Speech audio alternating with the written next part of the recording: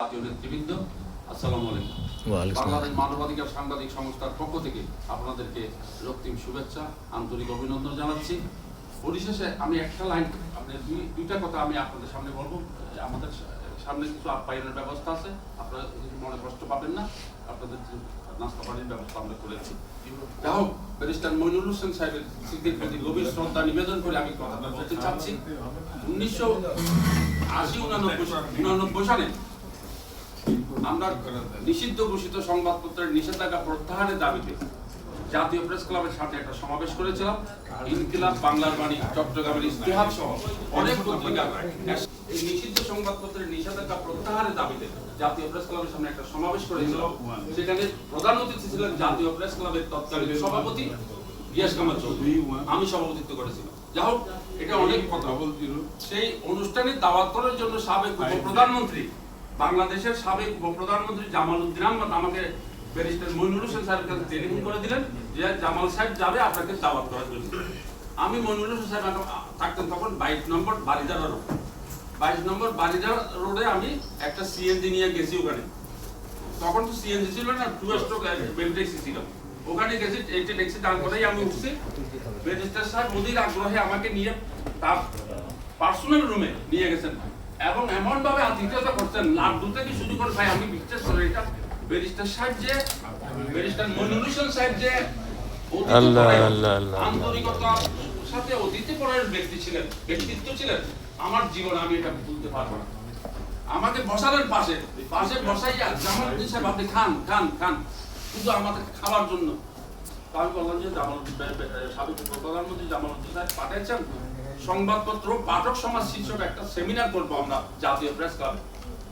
তখন অলিয়াদ সাহেব, ইত্তেহাদ পত্রিকার ভাষা আন্দোলনের নেতা অলিয়াদ সাহেব ছিলেন ওখানে।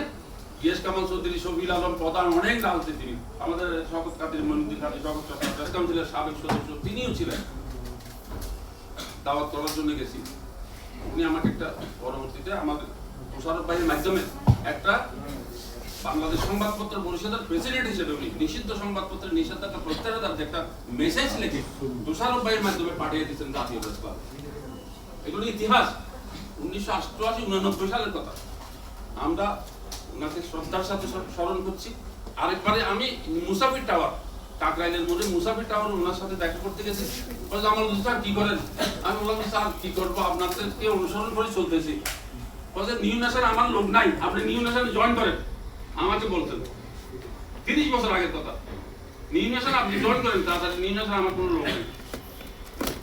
আজকে আমি গভীর শ্রদ্ধার সঙ্গে থাকি স্মরণ করি। ব্যারিস্টার মইনুল হোসেন আমাদেরকে অনেক শিক্ষা দিয়েছেন। তার পিতা তফাজ্জল হোসেন মানিক মিয়াকে আমরা স্মরণ করি, চট্টগ্রাম থেকে স্মরণ করি, জাতীয় ভিত্তিকে আমরা স্মরণ করি। আজকে তারা আজীবন কবরস্থানে পড়ে আছেন। তাদের স্মৃতির কথা আমি পরশুদিন রাত্রে আনোয়ার হোসেন মঞ্জু সাহেবের সাথে বৈঠক করছি, একসাথে লিফটে করে নামছি।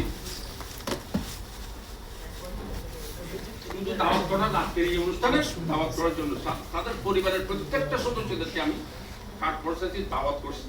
কারণ মইনুল হোসেন সাহেব জাতির বিবেক, এই বিবেকগুলোকে আমরা যদি স্মরণ না করি, আমরা ভবিষ্যৎ প্রজন্ম কিন্তু আমরা অন্ধকারে বিলীন হয়ে যাব। আপনাদের সকলকে আন্তরিক ধন্যবাদ।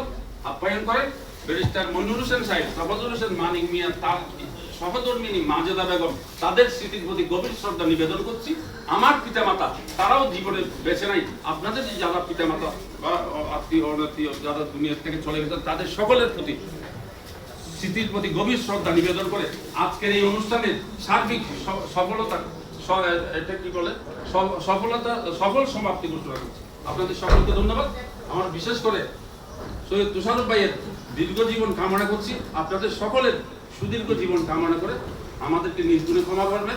ধন্যবাদ আপনাদের। আসসালামু আলাইকুম। ওয়া আলাইকুম আসসালাম।